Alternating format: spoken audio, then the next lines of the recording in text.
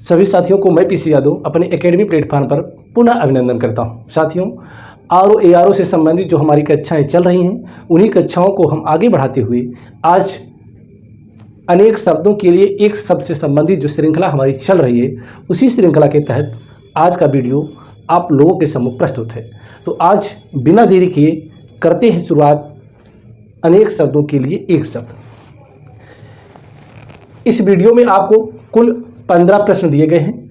उन 15 प्रश्नों का उत्तर मैं यहाँ इस साइड में लिखूँगा और आपके साथ पढ़ूँगा और आप भी अनुमान लगा कि प्रश्नों का उत्तर दे सकते हैं। तो मेरे साथ करें शुरुआत प्रश्न नंबर 1 से।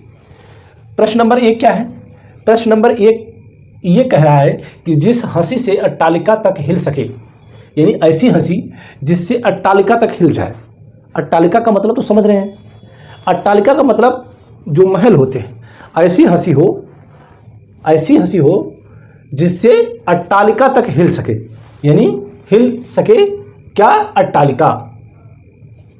जिस हंसी से अट्टालिका तक हिल सके उसके लिए उपयुक्त शब्द क्या है? उसके लिए उपयुक्त शब्द है अट्टहास। क्या है? अट्टहास। अट्टहास।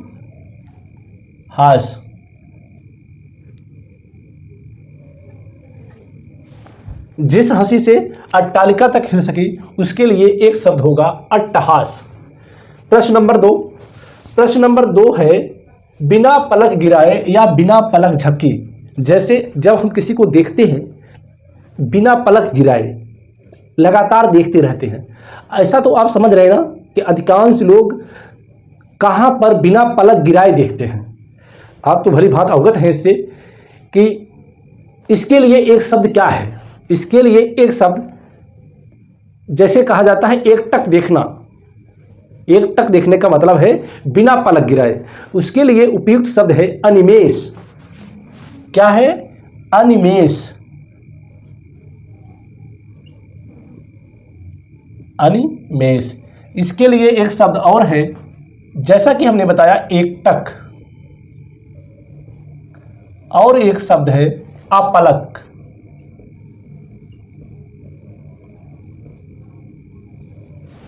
बिना पलक गिराए या बिना पलक झपके किसी को देखना कहलाता है अनिमेष, एकटक, अपलक।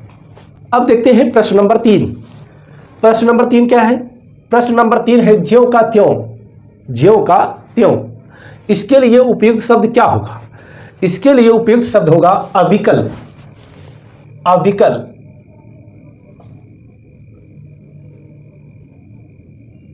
ज्यों का त्यों। उसके लिए एक शब्द है अविकल। प्रश्न नंबर 4 जिसके पास कुछ भी नहीं हो, यानी ऐसे व्यक्ति की बात की जा रही है जिसके पास कुछ भी नहीं है, उसके लिए एक शब्द क्या होगा? इसके लिए एक शब्द उपयुक्त है अकिंचन। अकिंचन।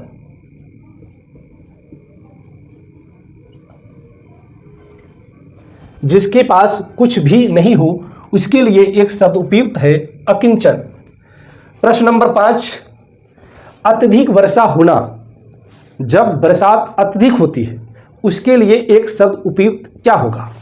उसके लिए एक शब्द उपयुक्त होगा अतिवृष्टि।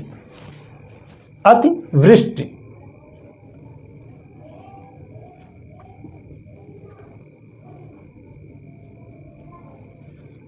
अतिवृष्टि। वृष्टि का मतलब यहां क्या होगा? वर्षा। अत्यधिक वर्षा होना, अतिवृष्टि। तो प्रश्न नंबर 6 क्या है?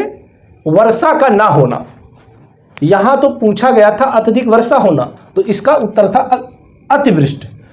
तो प्रश्न नंबर 6 क्या पूछ रहा है? वर्षा का ना होना क्या कहलाता है? वर्षा का ना होना, इसके लिए उपयुक्त शब्द है अनावृष्टि।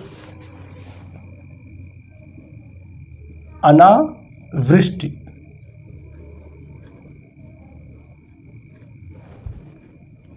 अत्यधिक वर्षा होना अतिवृष्टि, वर्षा का ना होना अनावृष्टि। प्रश्न नंबर 7 जिसके समान दूसरा नहीं है। जिसके समान दूसरा नहीं है या जिसका जोड़ नहीं है, इसके लिए उपयुक्त शब्द क्या होगा? इसके लिए उपयुक्त शब्द होगा अद्वितीय। अद्वितीय।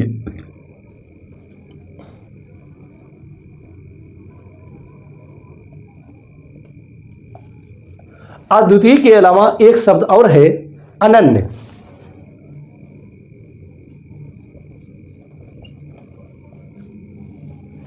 जिसके समान दूसरा नहीं है या जिसका जोड़ नहीं है उसके लिए एक शब्द है अद्वितीय या अनन्य।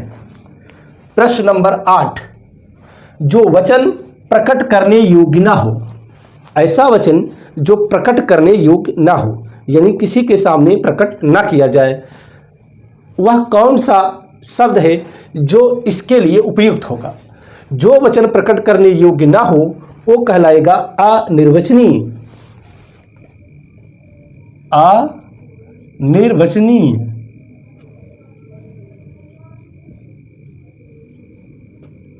अनिर्वचनीय। प्रश्न नंबर 9, जो पहले कभी नहीं हुआ। जो पहले कभी नहीं हुआ हो उसके लिए एक शब्द क्या होगा। उसके लिए एक शब्द होगा अभूतपूर्व।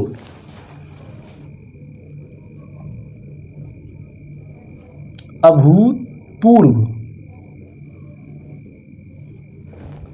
जो पहले कभी नहीं हुआ उसके लिए एक शब्द है अभूतपूर्व। प्रश्न नंबर 10, जो पहले कभी नहीं सुना गया। जो पहले कभी नहीं सुना गया इसके लिए एक शब्द क्या होगा।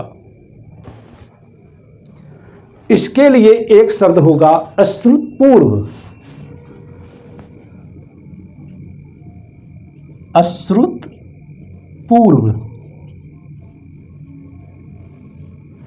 जो पहले कभी नहीं सुना गया उसके लिए एक शब्द है अश्रुतपूर्व। प्रश्न नंबर 11, जो पहले कभी नहीं देखा गया। जो पहले कभी नहीं देखा गया उसके लिए एक शब्द क्या होगा।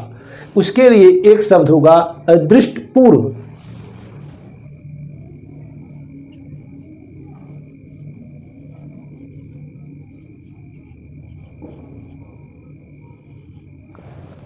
अदृष्टपूर्व।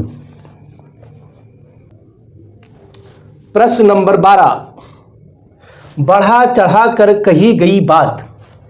ऐसी बात जो बढ़ा चढ़ा कर पेश की जाती है उसके लिए एक शब्द क्या होगा। इसके लिए एक शब्द होगा अतिशयोक्ति।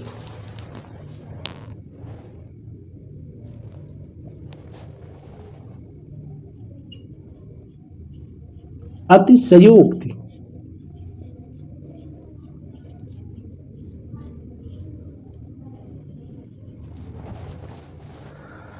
बढ़ा चढ़ाकर कही गई बात कहलाती है अतिशयोक्ति। प्रश्न नंबर 13, जिसे शास्त्र का ज्ञान न हो। जिसे शास्त्र का ज्ञान न हो उसके लिए एक शब्द उपयुक्त है आगम रहित।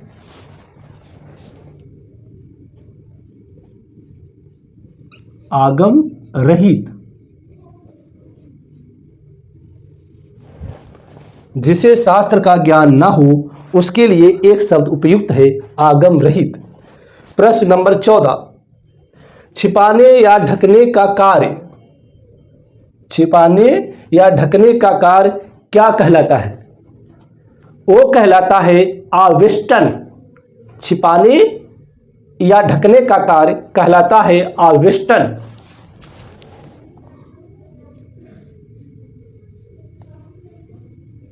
आवेष्टन। प्रश्न नंबर 15, तत्काल कविता रचने वाला। ऐसा कवि जो तत्काल कविता रचता है उसे क्या कहा जाता है। तत्काल कविता रचने वाला कहलाता है आशु कवि। आशु कवि। यहां आपको हम बता दें आशु का अर्थ होता है तत्काल यानी तुरंत। आशु का अर्थ होगा तुरंत। तुरंत। या आप इसको कह सकते हैं तत्काल, यानी तत्काल कविता रचने वाला कहलाता है आशु कवि। इस प्रकार आपके सम्मुख हमने 15 प्रश्नों को सॉल्व किया। एक बार बहुत कम समय में इसका पुनर्लोकन कर लेते हैं, रिवीजन कर लेते हैं। जिस हंसी से अट्टालिका तक हिल सके वो कैसी हंसी होती है? अट्टहास।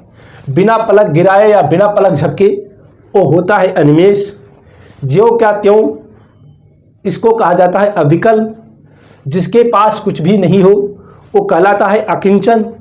अत्यधिक वर्षा होना, अतिवृष्ट, वर्षा का ना होना, अनावृष्ट, जिसके समान दूसरा नहीं है या जिसका जोड़ नहीं है वो कहलाता है अद्वितीय या अनन्य।